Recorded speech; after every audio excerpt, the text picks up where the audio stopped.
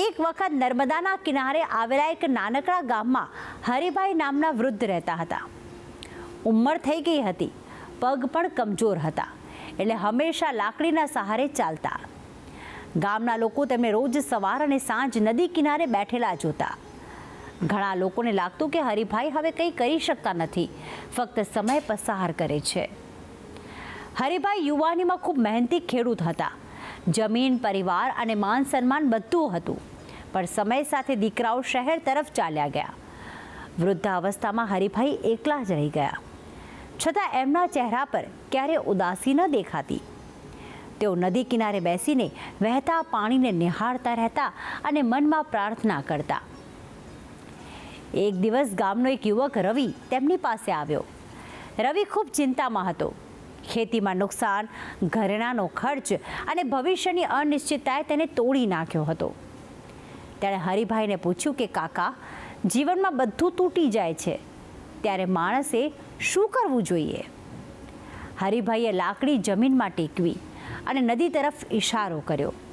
આ નદી જોઈ છે?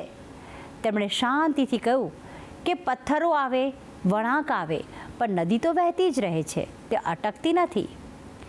રવિએ એ સમયે જવાબ ના આપ્યો. હરિભાઈ આગળ બોલ્યા કે જીવન પણ આવું જ છે. મુશ્કેલીઓ આવે ત્યારે આપણે થંભી જઈએ છીએ અને દુઃખ વધી જાય છે.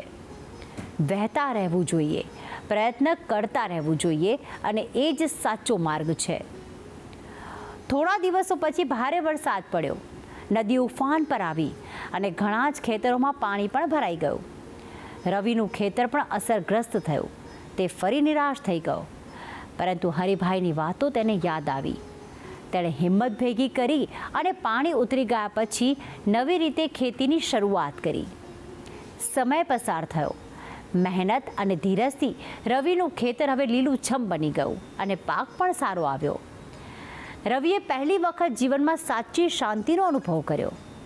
તે હરિભાઈ પાસે ગયો અને હાથ જોડીને કહ્યું કે કાકા, આજે સમજાયું કે તમે રોજ નદી પાસે શા માટે બેસો છો?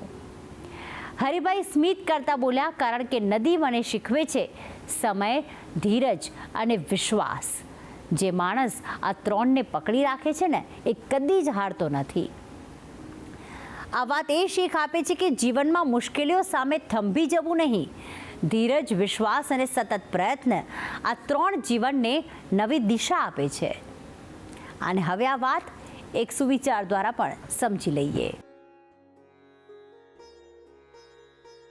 આજનો સુવિચાર: જીવનમાં મુશ્કેલીઓ આવે ત્યારે થંભી જવું નહીં, નદીની જેમ સતત વહેતા રહો.